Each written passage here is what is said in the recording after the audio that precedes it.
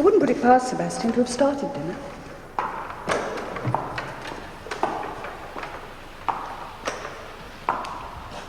Thank you, Wilco.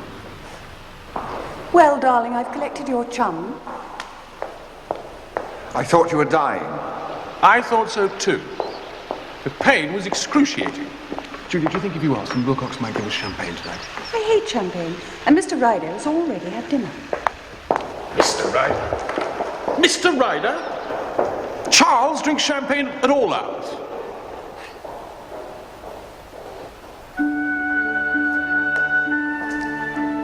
I believed myself very near to heaven during those languid days at Brideshead. That gives me a craving for champagne. It is thus I like to remember Sebastian, as he was that summer when we wandered alone through that enchanted palace.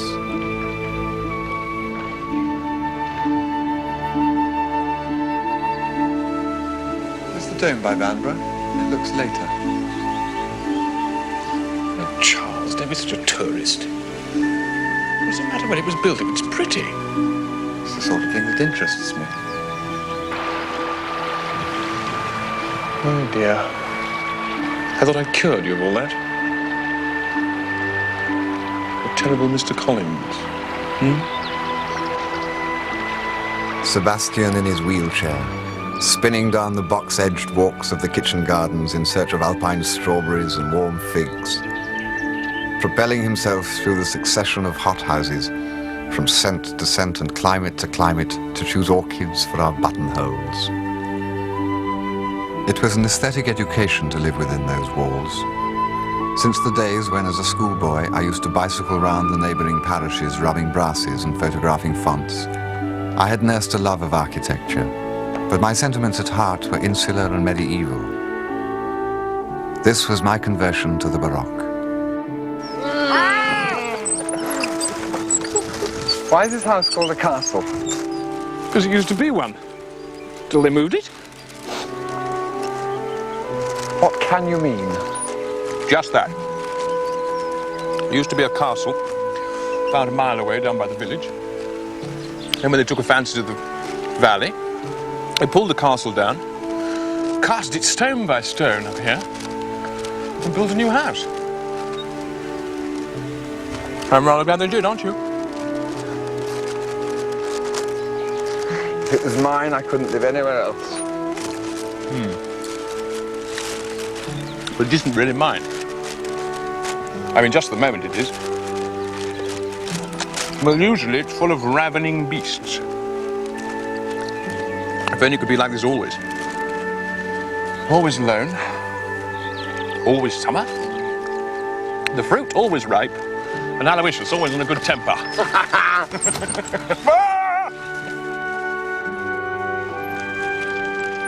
Charles?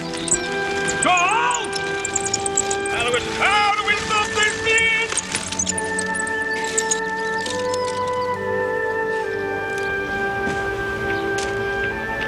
You're right. Very How's fun. the ankle? Very, very fun. Come on. I suppose you'll be in bed for months now. One day in a cupboard we found a box of oil paints. Mummy bought them, these paints. Somebody told her that you couldn't appreciate the beauty of the world unless you tried to paint it. Sebastian gave me the idea of decorating the garden room.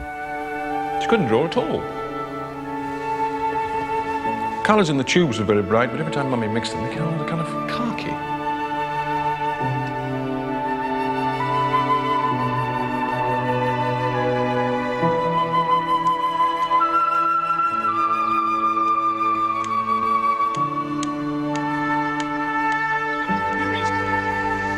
You're ahead of me anyway. Charles, you do that every single time. Stop round a minute. I knew little of oil painting and learned its ways as I worked. No, it's not right. By luck and the happy mood of the moment, the brush seemed to do what was wanted of it, and in a week it was finished. Not bad, Charles. Do you think your mother would mind? Well, we won't know till she sees it, will we? One day we went down to the cellars with Wilcox, and saw the empty bays which had once held a vast store of wine. A lot of this old wine just wants drinking up. Should have laid down the 18s and 20s by now. The ladyship says to ask Lord Brideshead, he says to ask his lordship. His lordship says to ask the lawyers. That's how we get low. Oh, I know there's enough to last 10 years, but what happens then? That's what I want to know. Wilcox welcomed our interest. We had bottles brought up from every bin, and it was during those tranquil evenings with Sebastian that I first made a real acquaintance with wine. Now, for the fullest of appreciation, first warm the glass gently at a candle flame.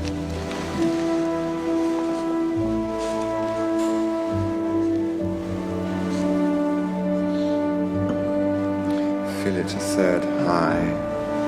The Chateau Lafite, 1899.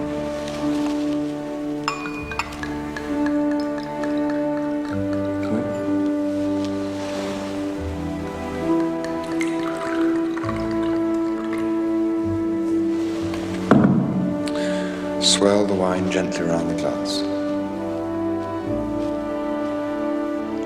That is a claret.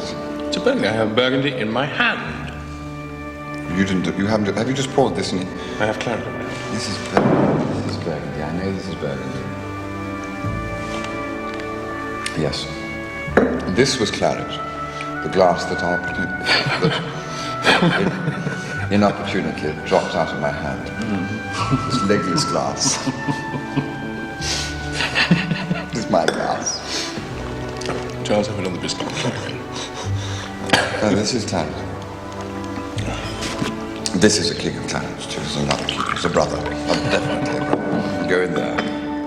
Up to the light. Up to the light. Under the nose. Breathe it in. It's like a flute by still water.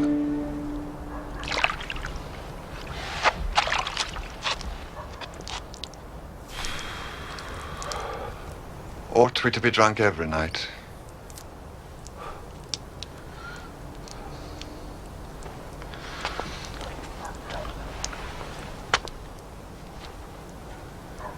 Yes. I think we should. Yes, I think we should too.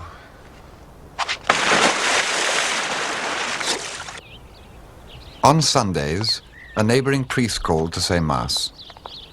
Sebastian's faith was an enigma to me at the time, but not one that I felt particularly concerned to solve.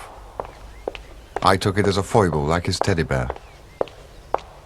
Such an old bore, Father Phipps. Kept me back half an hour after Mass talking about cricket. Do you want some cold coffee? Yes, please. It's so difficult being a Catholic. Does he make much difference to you? Of course. All the time. Well, I can't say I've noticed it. Are you struggling against temptation? You don't seem to be much more virtuous than me. My dear Charles, I'm much, much wickeder. Well, then. Who was it used to pray, "Oh God, make me good, but not yet"?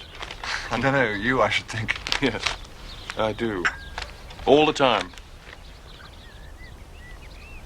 But it's nothing to do with that.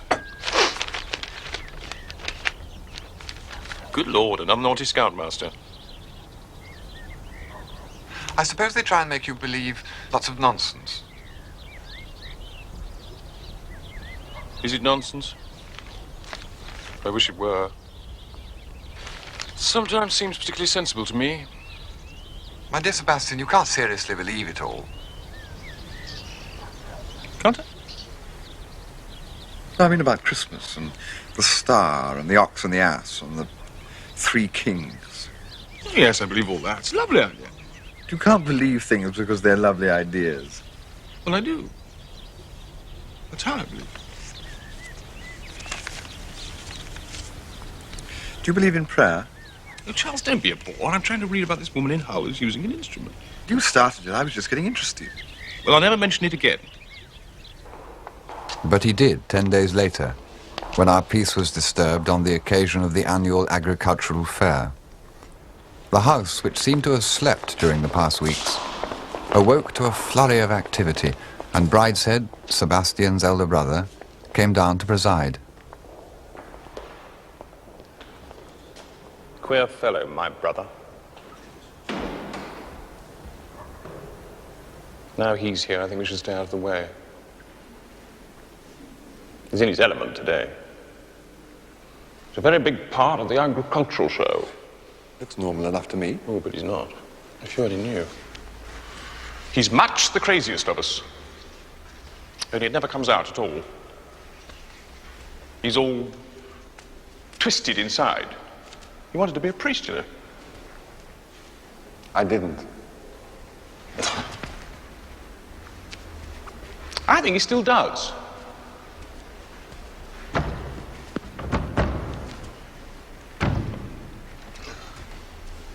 He nearly became a Jesuit.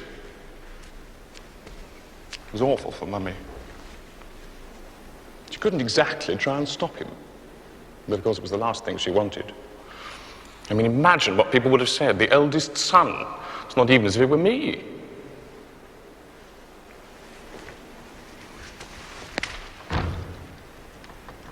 Oh. And poor Papa. The church had been enough trouble to him without that happening. I wonder if I'd been like that if I'd gone to Stonyhurst. I should have gone. But Papa went abroad before I was old enough. The first thing he insisted upon was my going to Eton. Has your father given up religion? Well, he's had to, in a way. He only took it up when he married Mummy. When he went off, he left it behind with the rest of us.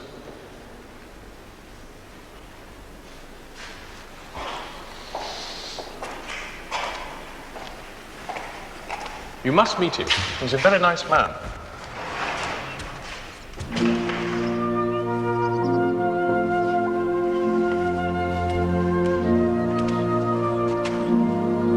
Now, don't look down, George.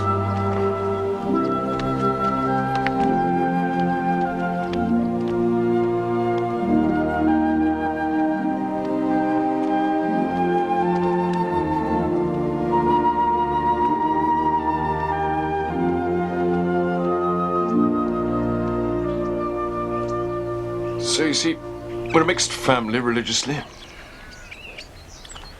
Brideshead and Cordelia are both fervent Catholics. He's miserable, she's bird happy.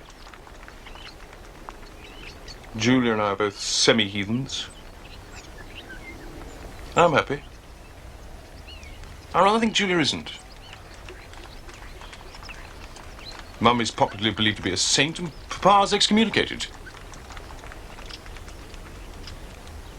I wouldn't know which of them were happy. Anyway, however you look at it, happiness doesn't seem to have much to do with it. And that's all I want.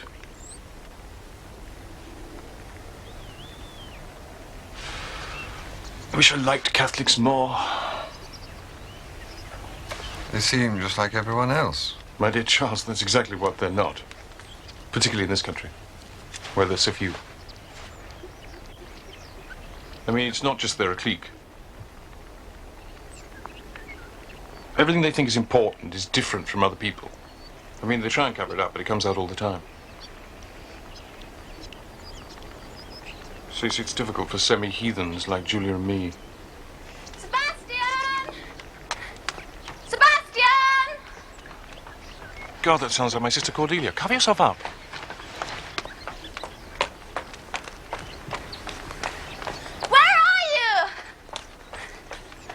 Go away, Cordelia. We're not decent. Yes, you are. I guessed you were here. You didn't know I was about, did you? I came down with Bridie. I stopped off to see Francis Xavier. He's my pig. And then I had lunch with Colonel Fender.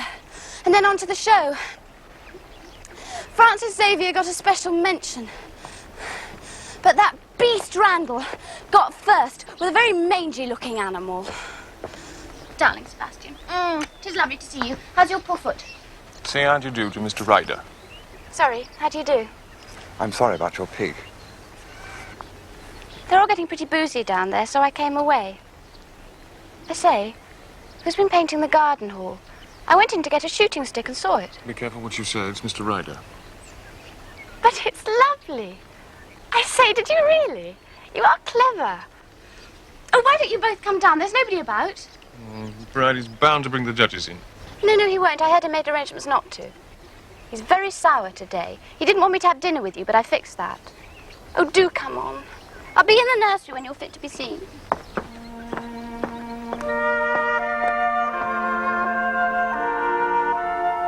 We were a sombre little party that evening. Brideshead was only 3 years older than Sebastian and I, but he seemed of another generation. I hope Sebastian is seeing to the wine. Wilcox is apt to be rather grudging when he's on his own. He's treated us very liberally. I'm delighted to hear it. You're fond of wine? Very. I wish I were. It's such a bond with other men. At Oxford, I tried to get drunk once or twice. But I didn't enjoy it. Beer and whiskey I find even less appetizing. Events like today's show are, in consequence, a torment to me. I like wine. My sister Cordelia's last report said that she was not only the worst girl in the school, but the worst there had ever been in the memory of the oldest nun. That's because the Reverend Mother said that if I didn't keep my room tidy, Our Lady would be very grieved. And I told her that Our Blessed Lady didn't give 2 hoots whether I kept my gym shoes on the left or the right of my dancing shoes. Reverend Mother was livid. Cordelia, Our Lady cares about obedience. Bridie, don't be so pious. We've an atheist in our midst. Agnostic. Really?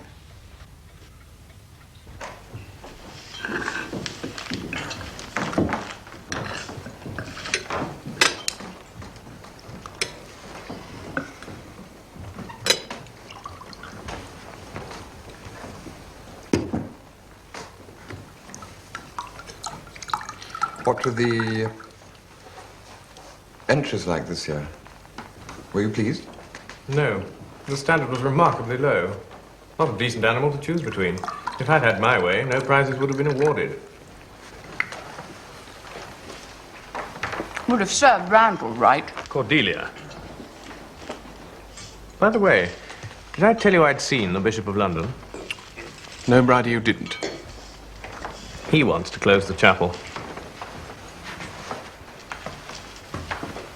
He couldn't. Do you think Mummy would let him? There are so few of us. It isn't as though we're old Catholics, with everyone on the estate coming to Mass. Does that mean we're going to have to drive miles on winter mornings? We must have the Blessed Sacraments here. I like popping in at odd times, so does Mummy. So do I. But it'll have to go sooner or later. Perhaps after Mummy's time. No, thank you. The point is, whether it wouldn't be better to let it go now. You're an artist, Ryder. What do you think of it aesthetically? I think it's beautiful. Is it good art? Well, I don't quite know what you mean. Oh, Bridie, stop being so Jesuitical. I'm sorry, I thought it was an interesting point. Well, if you'll excuse me, I must take Sebastian away for half an hour. There are some family matters to deal with. It's time you were in bed, Cordelia. Must I jest first? I'm not used to gorging like this at night. I'll talk to Charles. Charles? Charles? Mr. Ryder to you, child. Send her to bed if she's a bore.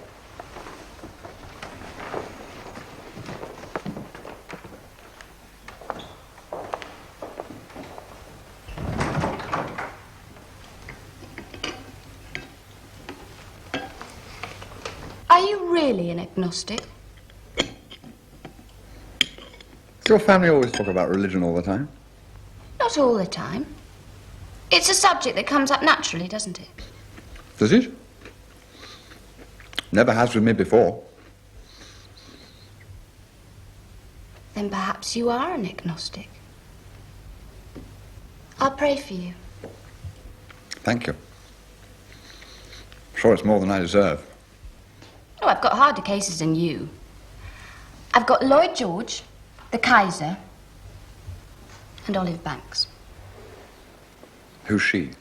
She got bunked last term from the convent. The Reverend Mother had found something that she'd been writing. If you weren't an agnostic, I should ask you for 5 shillings to buy a black goddaughter. Nothing would surprise me about your religion. It's a new thing that a priest started last term.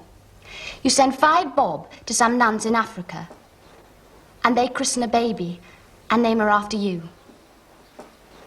I've got 6 black Cordelias. Isn't that lovely?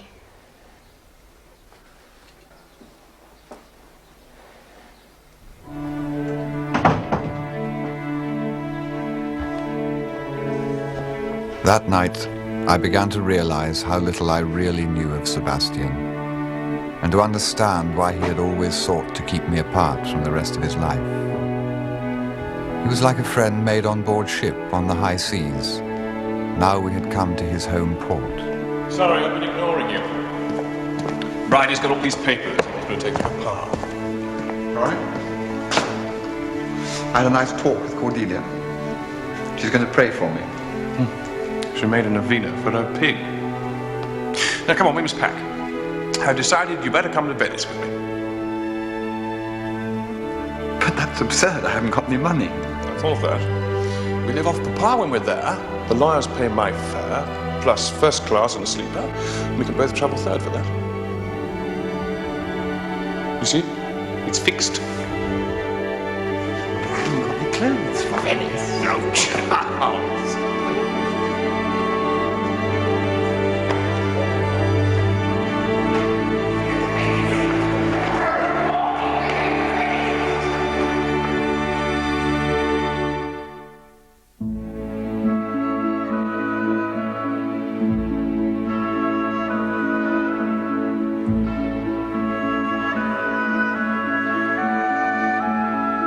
And so Sebastian and I came to Venice.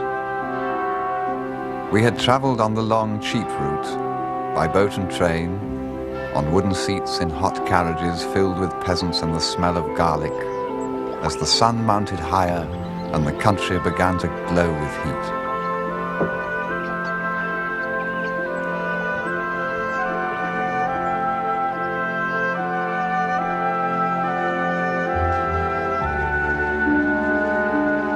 Been here before?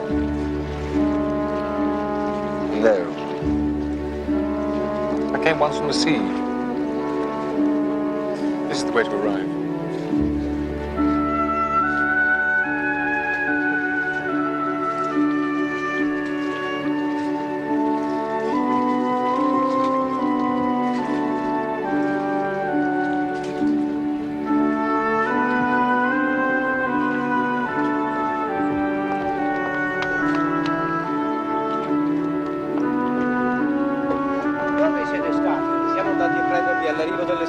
Ma loro non c'erano, ecco perché siamo arrivati. Hello, Blender. Hello, my lord. How are you? Very well, thank you. Mr. Ryder.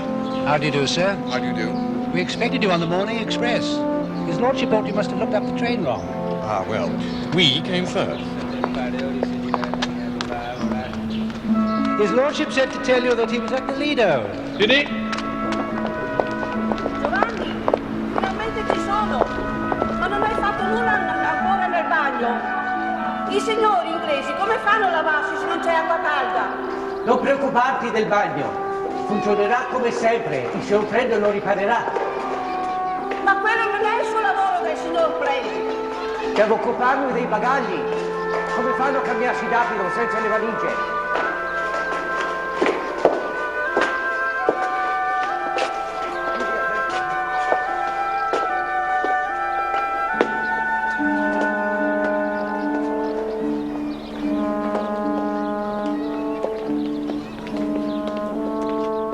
Presto, Maria.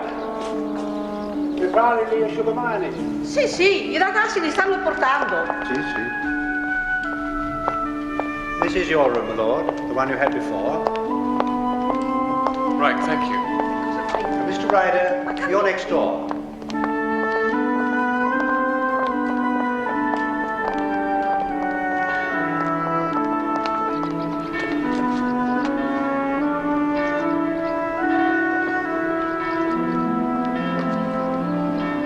E signori, le loro camere sono pronte. I bagagli sono arrivati.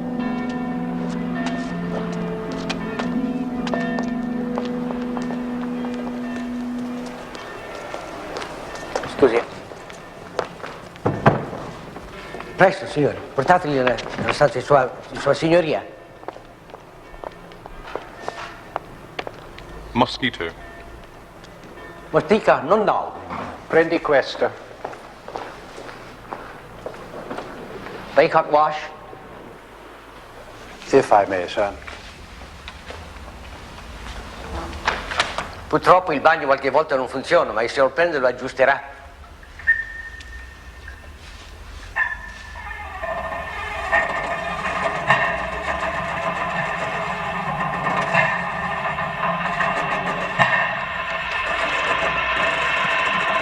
It's this Venetian plumbing, my lord. It's not to be trusted. I'll get some hot water. Presto.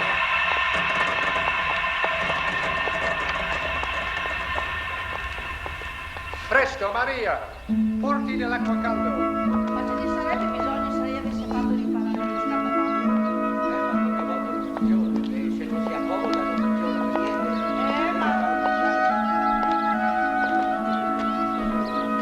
Bit bleak. Bleak.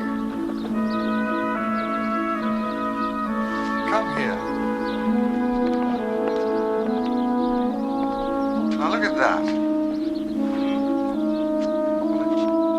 I don't think you could call it bleak. Ecco qui un po' di bella acqua calda per farvi dopo il vostro viaggio. Hot wash. Not so hot wash. Signor Marchese è arrivato. Il marchese? Presto, presto, veloce. Better look respectable to meet Papa. Glenda, is my father alone? At the moment, my lord, yes. Good. Charles, we needn't dress for dinner.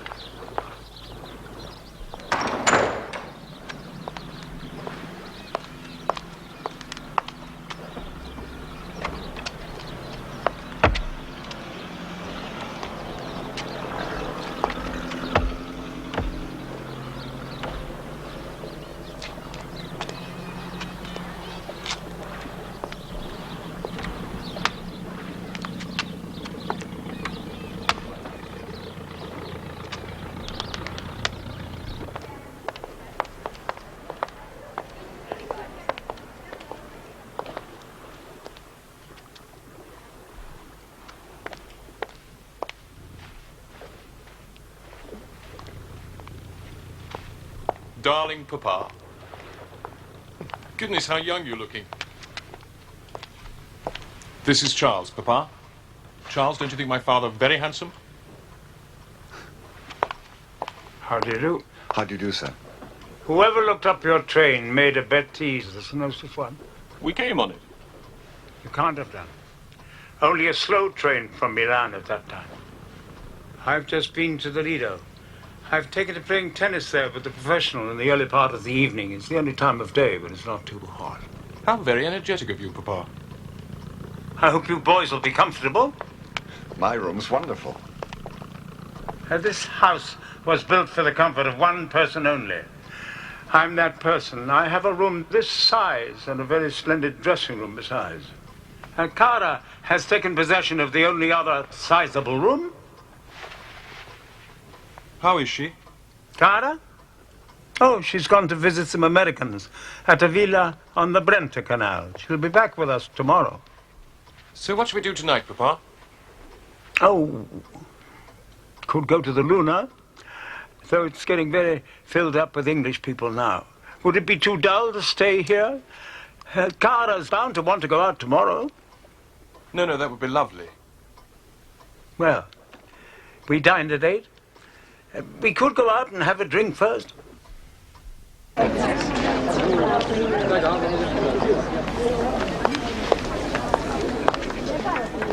had been full of curiosity to meet Lord Marchmain. When I did so, I was first struck by his normality, which, as I saw more of him, I found to be studied. It was as though he were conscious of a Byronic aura which he considered to be in bad taste and was at pains to suppress. Why, I wonder, are the Italians always supposed to be so good at sweets? We had an Italian pastry cook at Brideshead until my father's day. Then we changed to an Austrian. So much better. Now I suppose there's a British matron with beefy forearms. How do you two propose to spend your time here? Bathing or sightseeing? Well, I should like to do some sightseeing. Cara will love that. You can't do both, you know. Charles is very keen on painting. Yes? Yes. Any particular Venetian painter? Bellini. Ah, which one? I didn't know there were two. There are three, to be precise. Painting then was very much a family business. How was England when you left?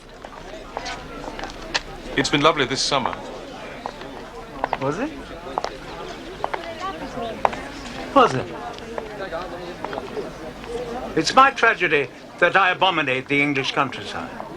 I suppose it's very wrong to inherit great responsibilities and be entirely indifferent. I'm all that the socialists would have me be, and a great stumbling block to my own party. However, no doubt my elder son will change all that, if they leave him anything to inherit.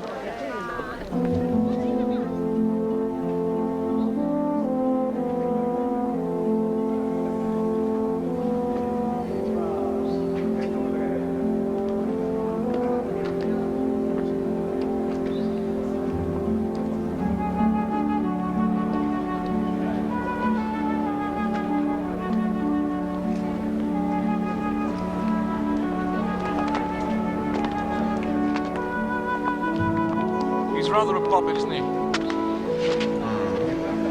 Don't worry. He's really very sweet underneath. He does frighten me a bit. You'll soon get used to that. Well, should we walk or take a cab? Oh, I think a cab.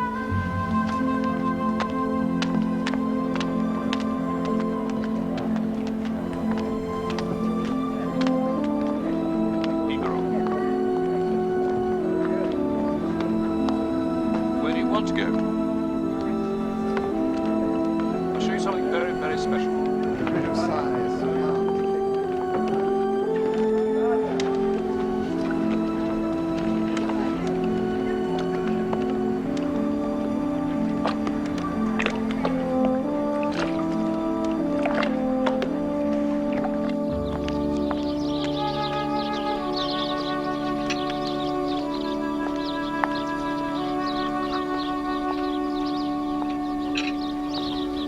Lord Marchmain's mistress appeared the next day.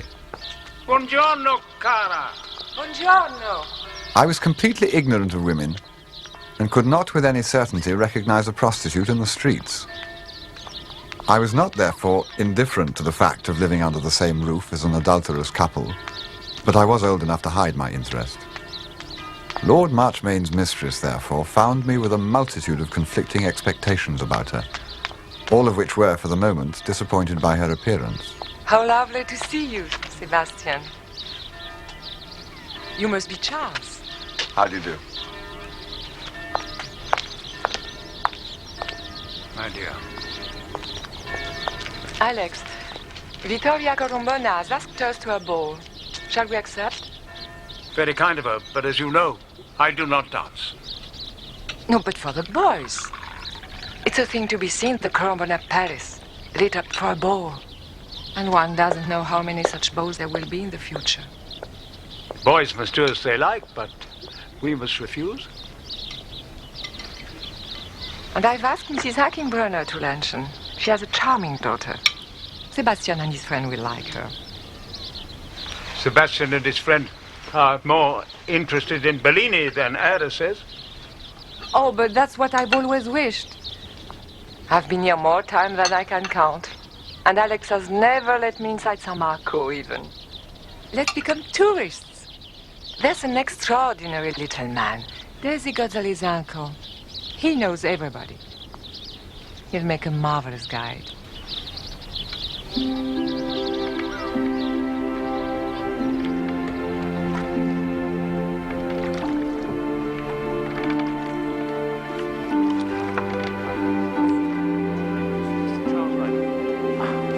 And now, off to see our works of art. So we became tourists. All doors were open to Cara's little Venetian nobleman. With him and a guidebook, she came with us, flagging sometimes but never giving up, a neat prosaic figure amid the immense splendors of the place.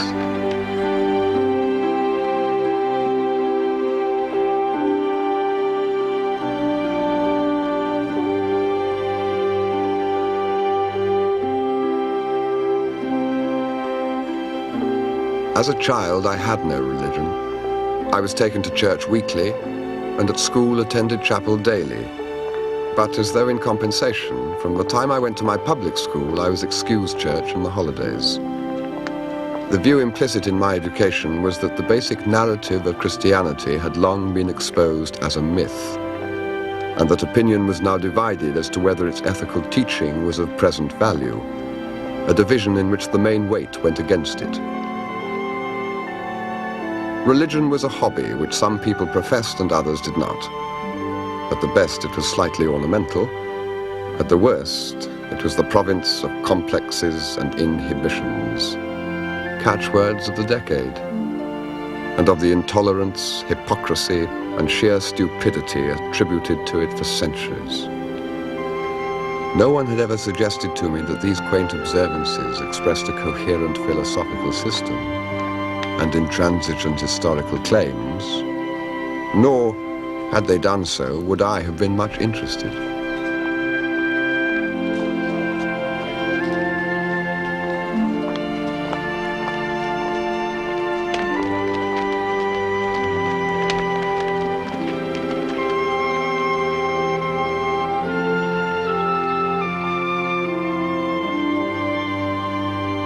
My father did not go to church, except on family occasions, and then with derision. My mother, I think, was devout. It once seemed odd to me that she should have thought it her duty to leave my father and me and go off with an ambulance to Serbia, to die of exhaustion in the snow in Bosnia. But I later recognized some such spirit in myself. Later, too, I have come to accept claims which then, in 1923, I never troubled to examine, and to accept the supernatural as the real. But I was aware of no such needs that summer.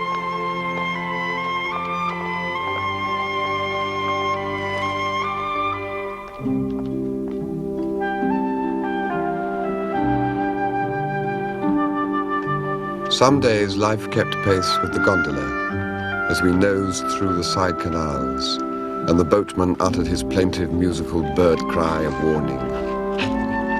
On other days, with the speedboat bouncing over the lagoon in a stream of sunlit foam. Every morning after breakfast, Sebastian, Cara, and I would leave the palace by the street door and wander through a maze of bridges and squares and alleys to Florian's for coffee, and watch the grave crowds crossing and recrossing under the campanile. I was drowning in honey, stingless.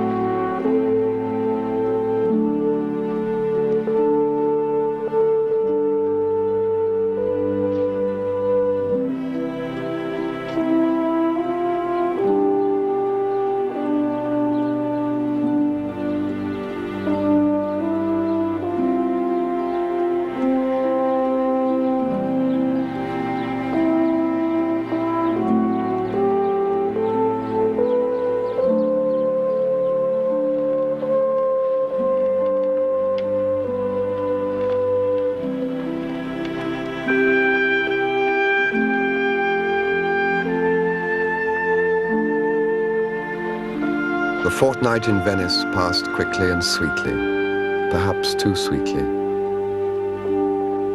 It left a confused memory of fierce sunlight on the sands, of cool marble interiors, of water everywhere lapping on smooth stone, reflected in a dapple of light on painted ceilings, of a night at the Corombona Palace such as Byron might have known. I remember most particularly one conversation towards the end of my visit. Sebastian had gone to play tennis with his father, and Cara at last admitted to fatigue. We sat in the late afternoon at the windows overlooking the Grand Canal. It was the first time we had been alone together. I think you're very fond of Sebastian. Certainly.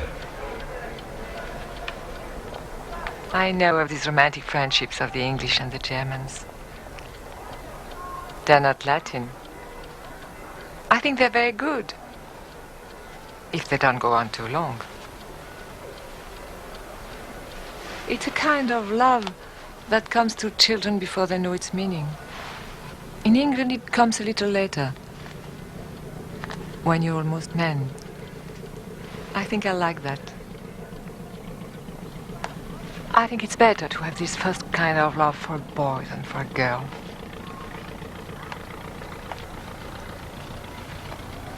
Alex, you see, had it for a girl, his wife.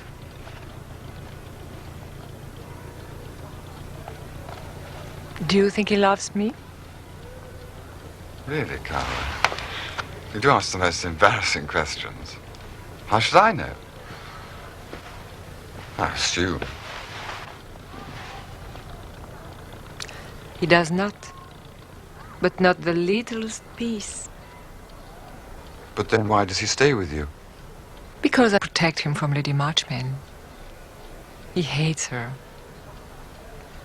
But you can have no conception how he hates her. My friend, he's a volcano of hate. He can't breathe the same air as she. He won't set foot in England because it's her home. He can scarcely be happy with Sebastian because he's her son. But Sebastian hates her too. Oh, no, I think you're wrong there. He may not admit it to you. He may not admit it to himself.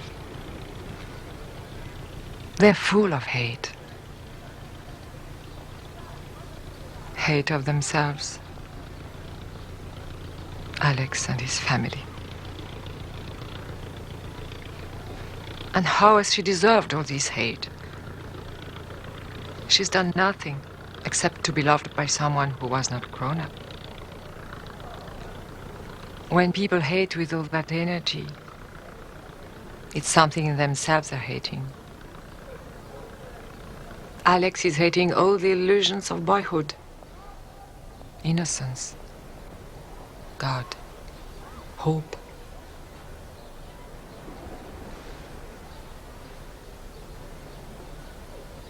Sebastian is in love with his own childhood. That'll make him very unhappy. His teddy bear, his nanny, and he is 19 years old.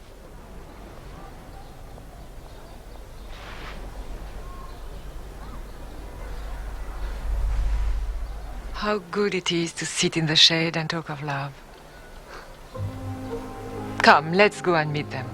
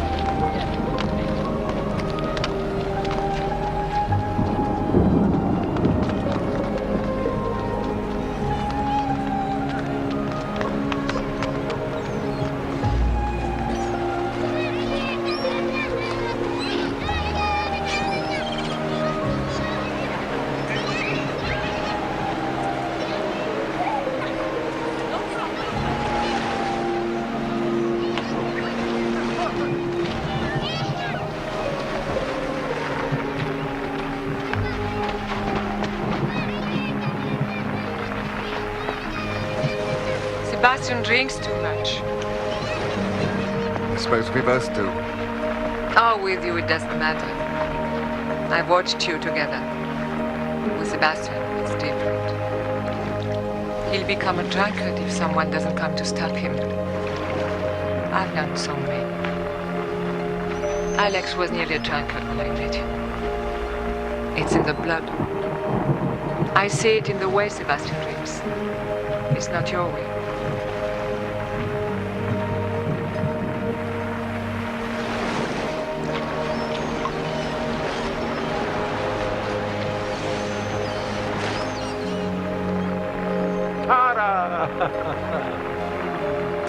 English weather.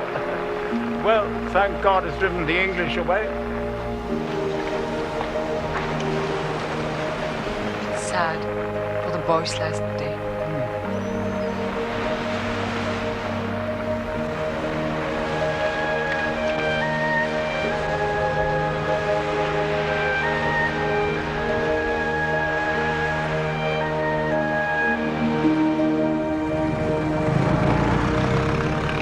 We arrived back the day before term began.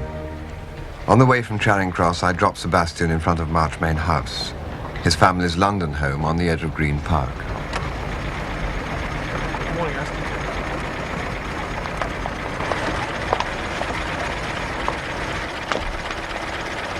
Well, Marchers.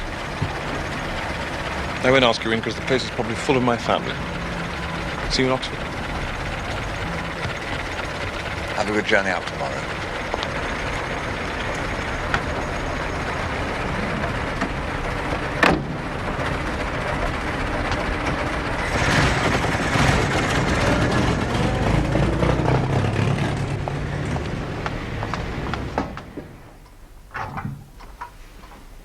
The taxi took me on alone to Bayswater, where my father greeted me with his usual air of mild regret. Here today and gone tomorrow. I seem to see very little of you. Perhaps it's dull for you here. How else could it be otherwise? You've enjoyed yourself? Very much. I went to Venice. Yes, I suppose so. The weather was fine. Yes, Father. That friend you were so concerned about, did he die? No, I went to Venice with him. I'm very thankful. You should have written to tell me. I worried about him so much.